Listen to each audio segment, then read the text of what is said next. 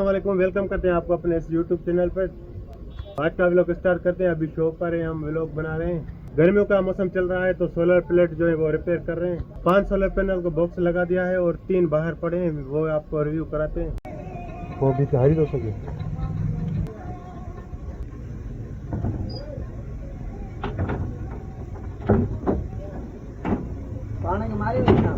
का खबर है ना ये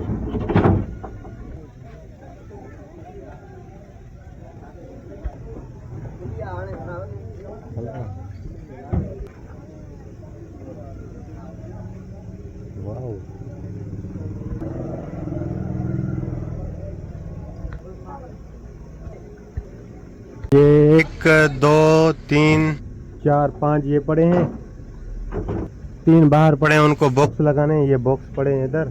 और ये तरबूज भी खा रहे हैं ठंडा। अल्हम्दुलिल्लाह एयर कूलर की भी हवा बहुत ठंडी आ रही है और रिपेयर भी कर रहे हैं साथ साथ में। और ये जो व्लॉग बन रहा है ये हमारी सैमसंग S22 प्लस पर बन रहा है।